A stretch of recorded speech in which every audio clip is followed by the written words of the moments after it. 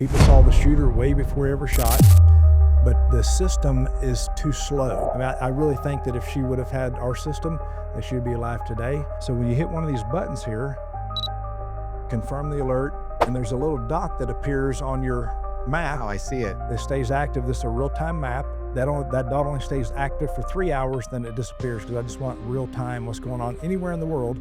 You'll be able to see that. What inspired you to found this company? Hi, welcome to this week's edition of Vision and Voice. Today we're interviewing Lee Jones, the founder of Realtime Alert, an amazing app, and I want him to tell us all about it. Lee Jones, welcome to the show. Well, thank you, Glenn. First of all, it's an honor to be here with you. I appreciate the opportunity, and thank you. Yeah. Thank you too. Well, I can't wait to hear. I always ask one question, Lee, when we start these, and I want to hear your vision and give you a voice here on our platform. What made you, you founded Realtime Alert? What inspired you to found this company? And it's very outside of you. I know you're traditionally a farmer, Right. Orange Groves and Frostproof, Florida. So this is a big transition to raising Into the tech capital. world, And yeah, now you're in the tech world. Right. Well, I was kind of forced out of it because the citrus, greening disease, it's messed up our state. It's used to be over about a $10 billion industry here in Florida. And, 15 years ago, we produced 250 million boxes round oranges in the state. Wow. This last year, only about 6. So Oh. citrus greening disease wiped us out. I had to sell my 2 farms. I owned 2 small orange groves and Frostproof, and had to sell those. But I did consulting and caretaking for about 30,000 acres altogether. Where did the citrus greening disease come from? Is that a foreign? Out of China, yeah. It's another China virus. It's the Asian citrus psyllid transmits the disease, and it's a phloem-dependent bacteria that kills the tree. It'll clog the phloem up. The phloem's like the veins, in a person, and that's where all the photosynthates flow. It clogged them up, and the trees just die. So there's no cure. Wow. And so it's devastated the industry. So that's why it's moved offshore, right down to South America. Yeah, and they're getting it down in Brazil now too. Florida, we were primarily a juice state, and California is where the fresh is. The Asian citrus psyllid doesn't like the Mediterranean climate as much as it does the subtropical.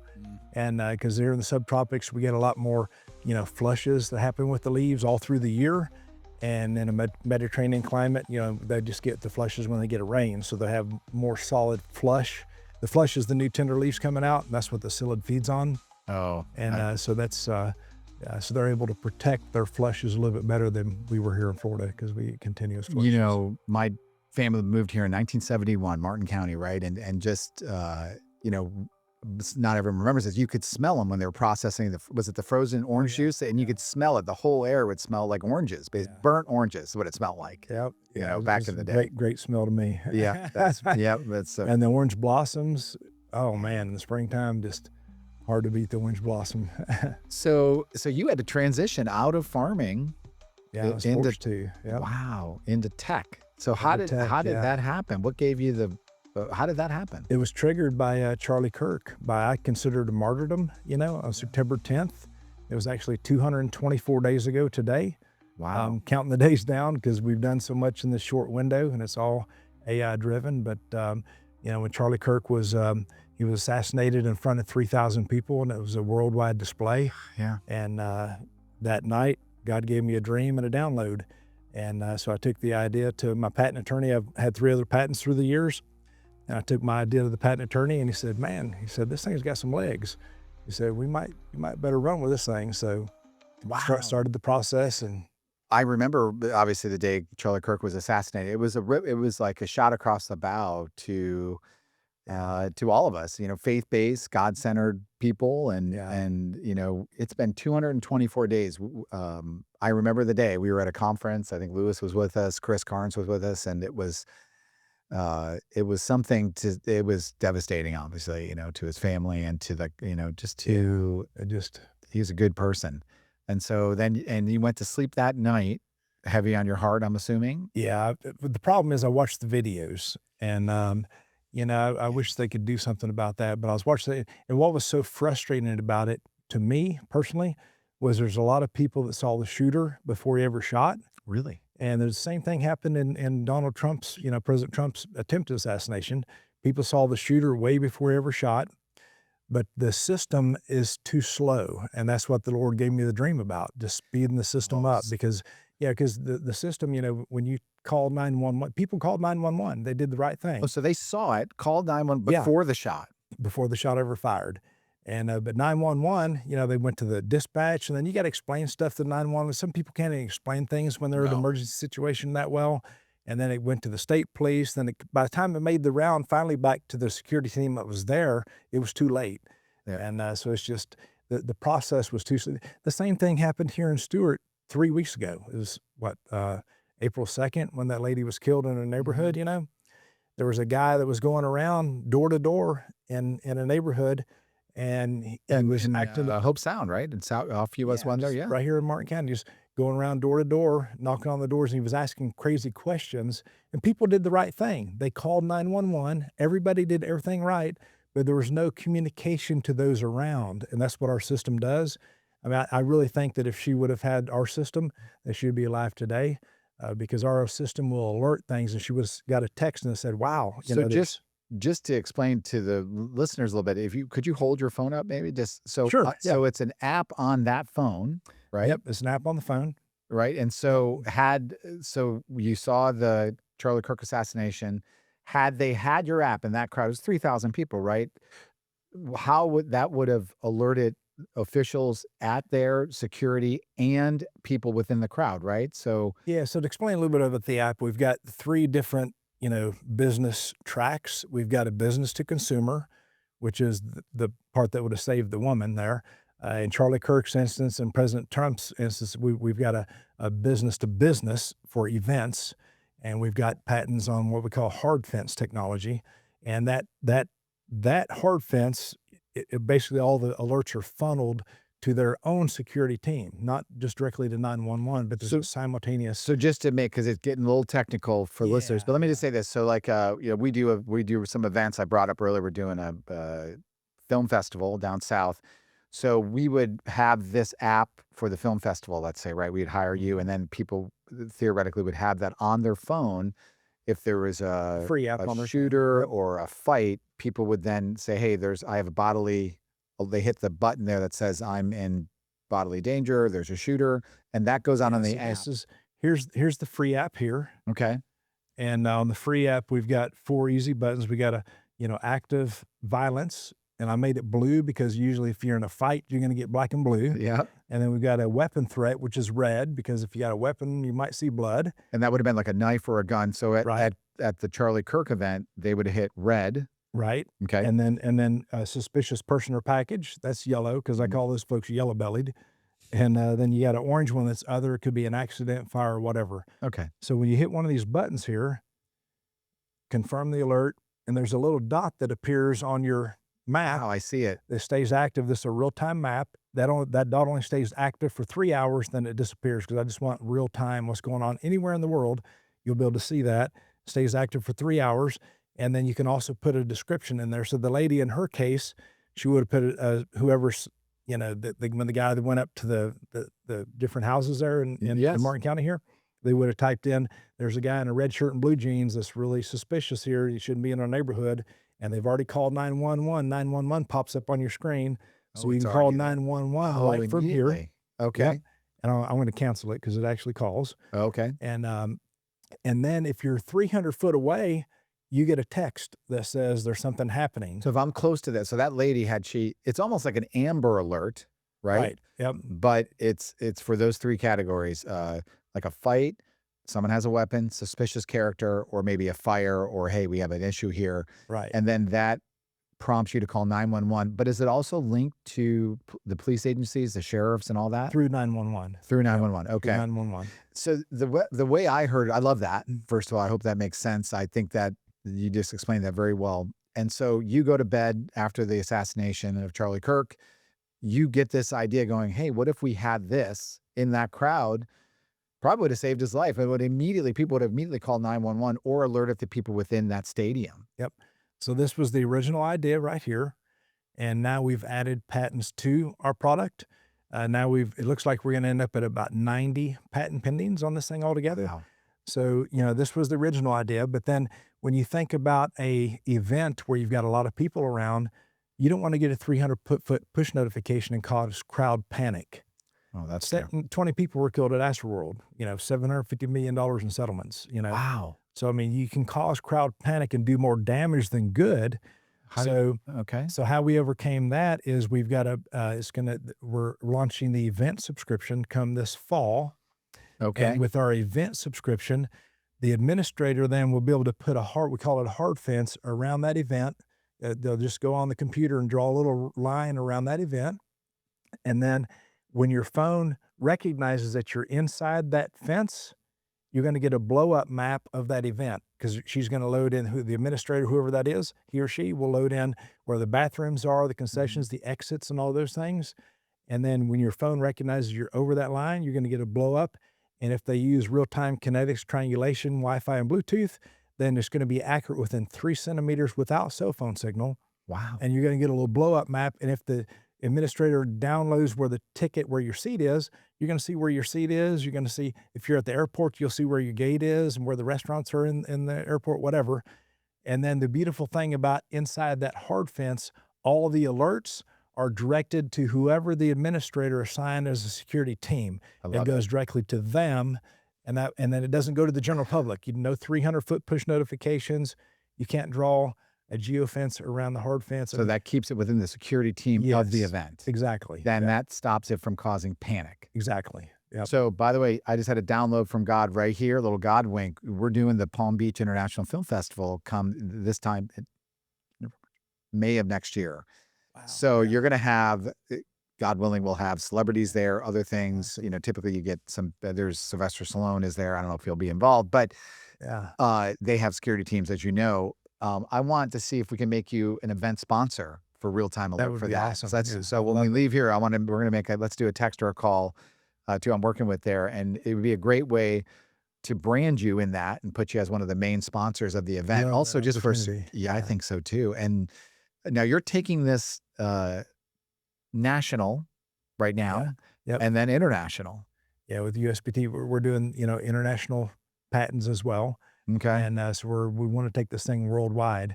I love it. And then on the event, so I didn't get into I don't know how brainy, techie you wanted me to get in this. I'll try to keep it simple, and Yeah, if I keep it. start Oh, getting I said too we're carried, fifth graders. So yeah, if keep I it. start getting Yeah, carried away, you say, "Whoa, whoa, whoa." no problem. So anyway, so when you hit the alert button inside of a hard fence, the next thing it's gonna open up is a camera, and 'cause we've got you know what swatting is?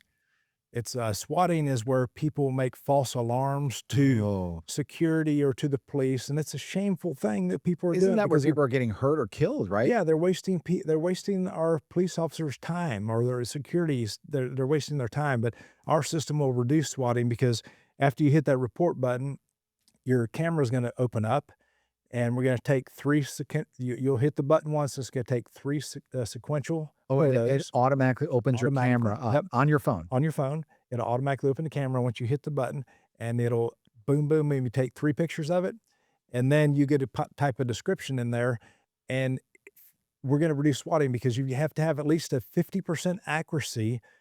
AI is going to rapidly look at that and give it a rating on the, you got to get at least 50% rating to even show up on the map. So can you is there another word for swatting? I've heard it called a few different things, I thought, but basically like they try to get some of it's like usually like a political attack where they don't like this person, so they'll say there's domestic violence at, someone's Or house. swatting can be an old guy, and he doesn't like his neighbor, and his neighbor's dog comes and, Oh, okay. does his business on his lawn. Then he calls up the police, wasting their time. It's a waste of time Okay. of authorities, is what it is, in Got it. any form or fashion. It could be purposeful, it could be whatever, but that's what swatting is. So I hope it didn't sidetrack you. But so we have event subscriptions. I love Yep. that. That Yep. makes sense. And to not cause stampedes within a crowd or fear based, Yep. And then AI verified, is to reduce swatting.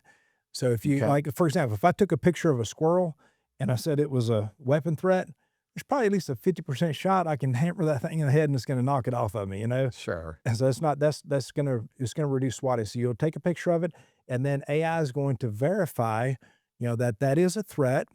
And then our system also prioritizes everything. So like if you're at a football stadium in the south end zone, you got a fight, in the north end zone, there's a weapon showing. Obviously, the weapon needs So to get priority, so it's gonna prioritize the phone calls going in, it's gonna prioritize the response, everything is gonna that's gonna be the priority. So I know you're a UF alumni here, and we were talking. So I take my kids to typically when they're younger, I take them to the close instead of going to Tallahassee, we go to the FSU Miami game. Great, always a Yeah, classic game, right? yeah, yeah, But as you know, in Miami, do you really take kids? So my son's 10 or 12. My stepson was with me, my daughters, and I'd be like, if no matter who's winning, 10 minutes before the end of the game, we're leaving because it's a little dangerous. You get a lot of fights, you get yep, all that stuff. yep, So for something like that, because it would have helped me 10 years ago for sure, because they're a little freaked, they get a little freaked out, yeah, especially that's yep, when Miami was getting beat pretty bad. And then you have a lot of alcohol, and I understand, the kids will be kids, but when you have, two 10-year-olds and a 14-year-old and 16-year-old, I'm like, I'm getting out of here. right, You know what I mean? exactly, yep, And I hate to say it like that because it's a great stadium and it's a great rivalry. But even at the UF games too, at um, the swamp, the yeah, swamp, there you go, at the yep, swamp, they get a little feisty. And so it's good sure, to know. So you would then use that app there. Let's say you would partner with, and get me out of there, you hit a key. I'm sorry to interrupt you no, go there, ahead. but, get me out of there. So we've got patent pendings also on safe evacuation routing. So See, let's that's say what, the weapon is in the north end zone, and the administrator says, "You know what? We need to evacuate the north end zone now first." So they will hit one button, and it's going to ping every phone geolocated in the north end zone, and then you're gonna get because you've got the blow up map, it's gonna vibrate and say you need to evacuate, and it's gonna give you AI is gonna then look at the densities of the crowd, and it's gonna say, "This part of the crowd needs to exit out this exit, this part needs to exit out this exit," and you at the same time, maybe go around whatever's going on. So it's gonna give safe evacuation I routing. love that. AI is gonna do all that. So let's say you partner with University of Florida, right? Or the university system in the state, right? UCF, FSU, Miami, the big schools here, USF. You if I go there and they had an event subscription, like you could do like a QR code on the way in, or do I have to have the app to participate in the event subscription for, let's say, University of Florida at the Swamp? Yes, you have to have the app, the free app. Okay. And, So so they'll have QR codes outside at the gate or whatever, or that QR makes codes on sense. the ticket. I mean, if they load it on the ticket, it'll be nice because people can look at their map and say, "Oh, well, my seat's over here. I know where I'm at," That's a And, great idea. yeah. I'm sure you're doing all that. So And the that would make sense. And I'm just saying as a parent, I have, 4 grandkids and, my 4 kids and, and then they go to games and we avoid, some of those events, frankly, especially with newborn. I yeah, mean, now the kid's pretty young, yeah. but just because it can be a little sketchy, and Yeah, I love that. But that'll bring people maybe back to the stadiums because that's a thing. Like for me, and I'm a pretty good dad. I'm like I hate to say the cool dad, but I'm pretty open. We go to Disney. I took him to New York one time. I let him run down Fifth Avenue. Like I'm pretty trusting as long as I know that I have them on the phone. I know where their location is on their phone and different things. But I think twice now to take them to public events, especially whatever after what happened with Charlie Kirk. yeah, And it's not that I think of that or with President Trump, but I just know that, well, certainly a political event, but in events, I just don't know anymore. And so I think it's stopped us, it's made us more home based, which I don't think is healthy, long term. So right. I think your real time app Yep. as a dad makes, Safety intelligence is yeah. what it is. Yeah, And that's our number one thing. We're here to protect our families and right, if so die for our families. We don't want to, but we would, but also just protecting them. right, So I love it. So when we went to your event, so so you answered the question for founding, right? So you right. were inspired by the assassination of Charlie Kirk, and then what a great story. And when I went to your, I guess your event in downtown Stewart, you used Paul Revere's ride as one of the first real-time alerts. And I was hoping you could give us a condensed version of that, but Sure. how all that inspired you, and you had the crowd say something. I don't remember. You can maybe do that here, and we'll have a little fun with it. But can you, utilizing real-time alert and how it inspired you, can you tell us that story? Yeah, so Paul Revere, I mean, he's the grit of America right there, the American dream. Yeah. Paul Revere, he was born in Boston, Massachusetts. Okay. and he was raised there by French immigrants that were fleeing religious persecution. And he loved, I mean, he grew up and was loving it. He learned the trade from his father, his silversmithing, at age Mhm. 13. At age 19, his father died, and at age 19, he took over the business. He was supporting his mother and his siblings. And then he ended up getting married, and he had 8 kids. And, Wow. you know, at birth of his 8th child, his wife passes away. And so Americans today, you think about that's a lot of pressure. You got 8 Yeah. kids, and you're running a business and supporting your family and doing all And his this. brothers and sisters he was supporting too, right? Yeah, Because I his mean, you know, dad by the died. time they were probably most of them were already raised. I mean, sure, there was Okay. 6, you know, it's a lot of kids. But anyway, so, you know, think of the pressure that Americans today, they'd probably be like, "Man, I gotta drown my misery in a bottle," you know, or something. Yeah, You're but right. yeah, not part that's the grit of the American dream, you know? He said, "You know what? I'm gonna keep going." He ends up getting remarried to this gal named Rachel, has another 8.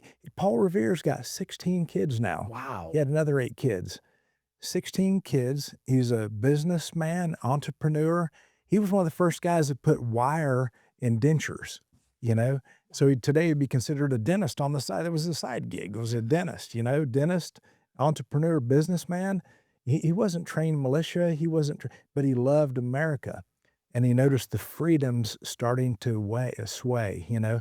He noticed the British troops coming in Boston heavier and heavier numbers. Mm. By 1775, there was over 4,000 troops right there in Boston, and that was only had a population of 15,000. So that's a lot. That's a That's a lot. lot of troops, Think about 25% of the that. population. Yeah, You know your history. I've just I love it because it's like it rings with me now. You know, Yeah. growing up, I hated history because it's just all memorization and regurgitation. You Sure. know, but now it means more. So yeah, I I'm love it. enjoying it. Well, Yeah. keep going. I interrupt. So Paul Revere. Yeah, so we launched on April 8th. So Paul Revere actually took 18 of his Pony Express rides, you know, through sequence up leading up to the Revolutionary War. And April 8th, in my opinion, was really his most important ride because this was the last ride before the famous ride everybody has poems Could about, you April explain the 18th. Pony Express real quick? Yeah, so the Yeah. Pony Express, so Paul Revere, you know, as busy as he was, he's like, I got to do something. And so he volunteered for the Boston Committee of Public Safety. Okay. And that sounds like a real innocuous group, but today it would be considered the CIA and the emergency management services rolled into one, you know? Got it. And so they were taking intelligence of the British troops from the heart of Boston, which is where he lived, and disseminating it out to John Hancock, you know, and, you know, Samuel Adams and all the troops and Sure. letting them know what's going on. So they were disseminating intelligence. And no cell phones, no nothing, no Yeah, telegraph. So it they was the did that. pony. Yeah, So it was the they pony. rode on the pony to get information as fast as they could to the 13 At colonies, right? 40 years old, he's riding a pony all through the night. I love it. That guy's tough, you know? Yes. He was a leader, one of the leaders of the Boston Tea Party. He was cutting the bags open all through the night, dumping out the tea, and then he jumped on the pony the next morning So and did the loop from I love Lexington that. to Pronghorn to My Philadelphia. brother-in-law is from Boston. You know, Boston guys are hilarious. Yeah. He's a big Boston guy too. Great guy, great father, but you know, they don't take any crap typically, you know. I mean, his name was getting famous all the way down to Philadelphia. His name was in papers. You know, this is the intelligence from Boston as recorded by Paul Revere. Wow. Think about he was going back to Boston then, working as a silversmith and a dentist. He was putting his neck on the line. They You know, read that. They knew that. they knew it. They had Oh, to yes. because his name was in print, and he's got the troops all around him there. Yep. He was sticking his neck out for the freedoms of America. And what I was saying at our event there was, "Wake up, sleeping giant, Yep. Let me to write the that. grit of the American dream." You know, it's Wake up, sleeping giant, to that's the right. grit, To the the grit grit of the of the American American dream. dream. And then Yeah. what did you have us say? American dream. American Yeah. dream. Wake up, sleeping giant, to the grit. And then we said American dream. Exactly. It inspired me, you know, because as you're expanding your company, you know, you've been called, honestly, kind of been called out by God to do this. You know, He gave you this download. Uh, and, you know, My Living Media is a God centered company. We're working with, you know, Realtime Alert, a God centered company. And it's awesome. Yeah. I love the way you do that. Wake up, America. Wake up. Say it one more time. Wake up, sleeping giant. Sleeping giant. That's the key. Yeah, to the grit of the American dream. You know, and Paul Revere, you know, so April 18th, That was the famous ride that poems are written about. He jumps on he jumps on this raft, this John boat, basically, whatever, goes across, has to go around British battleships to get to the other side to jump on the pony. Think about the British at that time, they were the largest navy in the world. They had 250 Yeah. battleships, and they could house up to 800 soldiers on each battleship. Wow. I mean, think about the force of that. And Paul Revere's out on a little canoe or John boat, whatever, going around those battleships to get to the other side, then jumps on a pony and takes off through the night. And as the sun's coming up, where he's getting into Lexington, and there's two British guys right there before he gets to Lexington and sees him. And think about that. Paul Revere riding a horse through the night, you know, and he whips that pony around. And I mean, he's got memoirs. He says, "Boy, I hope you got something left in you." And somehow God ordained. Sure. He's able to outrun two fresh horses of British soldiers and make it to Lexington, have them sound the alarm, and then he grabs the other. So they have three of them leaving Lexington then on horseback to go to Concord next. And as their job was to split up as they're coming out of town. Oh, so they had to split the Yeah, so they okay. wanted to split up so at least one of them could get there, or two of them so they would split up. But before they could even split up, the British guys saw them. And so Paul Revere, the grit of the American dream, he angles his horse off at an angle so he knew he would get captured, so the other two guys can make it. Wow. Gets knocked off of his horse, a gun pointed at his head, you know? Does he back down? He looks the enemy in the eyes and says, "Boys, y'all better get ready. As soon as you hear that bell ring, there's gonna be 500 patriots on your butt." And Wow. sure enough, as Providence had it, the bell rang, because that was the real-time alert. That was the way that people sounded the alarm, was the bell. So they And rang it the hang every in community. government buildings and churches. They would ring it, and every sound had a different meaning. Everybody knew the sound of the bell back in the day, you know? If it rang quickly and rhythmically, it was a wedding, Okay. and if it rang slow and mournfully, it was a funeral. If it rang twice before it and then it or if it rang twice, it was a female. If it rang 3 times, it was a male, and then they would ring out the age of that person that had deceased. Oh. So it just spoke and if it was a real-time alert, they would ring it arrhythmically and fast That for means long there's a periods of time. fire or it's Yeah. an emergency. Something's going on, guys, Mm. grab your guns, It's My mother's from Wisconsin, a small town, Kaukauna, Wisconsin. It's in the Fox River Valley near Green Bay, if anyone knows, a beautiful area. But it's kind of, it's a beautiful small towns, right? Good place to raise a family. They still have the church bells. Every town has 2 or 3 churches. yeah, I happened to be up there for my aunt. She was 93, 96, I think 93, 96. And, what I had forgotten that the bells go off, the church bells, especially on Sunday, they yeah, go off at noon. And so, oh, it must be noon. And it's still, they still do that there. They're still, and I just thought, oh, it must be noon. Right. And so, but church bells, it's funny. We've gotten away from that here, especially in the South. But that used to be the way they communicated. I mean, that was just a common thing. The right. bell went off when I was a kid. I'm like, it's noon. Yep. So, And Paul Revere somehow made it through the revolution, and that's what he dedicated his life to, was the bell. He changed his direction for business, and he and his sons made 398 bells before he passed at the age of 83, Paul mhm. Revere. 398 bells, and the largest bell rang out at his funeral, and on every bell he had the inscription, "All living to the church I call, to the grave I summon all." And that says everything. "All living to the church I call." I believe where two or more are gathered in his name, he is in their presence. God's All here. living to the church, to the grave I summon all. We're all gonna shed these shells one day. We're gonna keep on, but we're gonna shed these shells, and these shells are gonna be a little pile of dirt. Yeah. Some of us are gonna have bigger piles than others, Yeah. but they're gonna be a pile. But the real you is gonna keep on going, and there's two choices, you know, eternal separation, eternal death, or eternal life through Jesus, and that's Yes. that's what I Amen. stand on. I love it.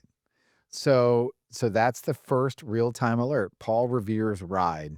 Yep. Sadly, I hope my kids are learning this in grade school. We used to do that, I always think of like the Disney. I think of Paul Revere and the Disney, and they had it at, of course, Magic Kingdom. Remember the Liberty Tree and all that. And he always looked Anyway. so much younger. He always looked like maybe he was in his 20s. Yeah. The Joker was Yes. over 40 years old riding that It horse through the shocks night, me. you know? I know, Tough. that's awesome. That's really awesome. So thank you for sharing that. And so I want to ask you just a couple other questions here and we can go wherever you like, but I think you explained the real-time alert app pretty well. One of my questions I always ask founders like yourself is like, so far, and it's new, it's been 224 days. Yeah, And that is the fastest. And maybe to share some numbers, I know you're pre-revenue right now, but you have, $500,000 in investment so far right. and counting, and maybe a valuation of potentially, $50 million is my understanding, or some big number. I know that's speculative, but and that's just out of the gate. So in 224 days, you had this vision that God gave you to do this, and this is a little early because it's not been a year yet, which is a miracle in and of itself. Oh, What's the biggest the lesson you've process. learned? Oh my gosh, That's the biggest lesson? the biggest lesson would be AI for sure. Oh, which one are you using? You told me this. Which AI I platform? use them all, depending on what I'm doing. Chat is really good in my opinion at, artwork and covers or whatever, if you're doing something like that, but it's really extremely bad at coding. Claude is the best at coding. When I started this project Yes, out, I need to get I Claude from you never too. yeah, I Yes. never coded a thing in my life, you know? I'm a farmer. Yeah. Never coded nothing, and I was like, "But I've gotta start." And so I started 224 days ago, jumped on the computer, and I started figuring out if I can code, started watching YouTube videos, what can I do, how can I learn this? I started Can I say something on that too? Just, not to date ourselves, we're not spring chickens anymore. We're a little bit older. I've been doing this 28 years, right? But I grew up in the business. uh, And, for you to pivot after being in farming your whole life uh, in oranges, and, most people can't do that. They just, they stop at some point, they stop being a student, but you never have. yeah, It's it's inspiring me. yeah, So it's just, but you're using Claude for AI. yeah, so I And started out actually coding with chat, and that's a train okay. wreck. No, don't code with chat. Okay, it doesn't I work. learned my lesson. And Okay. actually my CTO now, Brian Powers, he's worked with coding before, and he was like, "Lee, don't use chat. You're messing up." And so I started out on my little Apple, I had a MacBook Pro, Sure. and I thought the thing was pretty new, but the thing was already 10 years old. I think I just got it yesterday. You know how time goes like that. And it wasn't powerful enough to do everything I needed to do, so I had to go buy a new computer, start out with, spent 6,000 bucks on a doggone computer. Did you stay with Mac? I stay with Mac, yeah, Okay. so Mac is great for coding. Yes, Okay. yeah, Mac is awesome. We use a Mac for art and then PC for our sales and accounting, but I think we really want Stick it. to Mac with coding if you do any coding. Well, a little bit, that's the Lewis and Chris, but for sure, but I think Yeah, I wanna switch to Mac for everything just because it less, we don't get hacked as much or yeah, viruses. I love Mac, Yeah. yeah, yeah. I'm a Mac So, guy, Apple. have you always been a student? Always been able to learn new stuff? I've always enjoyed, I'm an outside the box thinker. I hate the box. Okay. I'm always looking at different things. Like I said, I have 3 different patents. I enjoy the process of trying to figure out how to make something better, how to improve something. I mean, it's just the way my brain works. It's, So the biggest lesson, you said the lesson is to use AI. AI because I never used AI before, Okay. I'd used chat a little bit before, almost using like Google, you know, because it would pull up good data, it's kinda I was using it as my understanding to begin with. It was, chat, you can enter in something if you're doing a search on something, and it'll kinda get the best information that's available and combine it into one instead Mhm. of, doing a Google search and looking at each individual thing yourself, Mhm. so it's kinda, sped up the process a little bit. That's how I was using it to begin with, and, I'm just starting to use it now, but we're using it a lot more every day. But personally, I haven't done that yet, and I wanna start. I need to start. I was So, heavily in AI every day using AI, and I've seen the power just explode. really? I'm In the last talking 6 months? oh, yeah, in the last 224 days, I'd say the power's gone up, I would say 100x in its abilities. It's crazy. Wow. AI is just it's amazing, and there's a lot of people who are scared of AI. you know? It's, You know, yeah, well, I think some people are scared because they think it's gonna replace their job, but it really makes you more efficient, you know, and I know I go back and forth. I know there's some mass layoffs right now out of in California, at Palo Alto and all the techie, you know, so but, you know, we have to embrace it, yeah, you know? there's some Christians out there who are like, "Oh, stay away from it," It's almost gonna like be the demonic Antichrist or or what, sure. it's almost like that.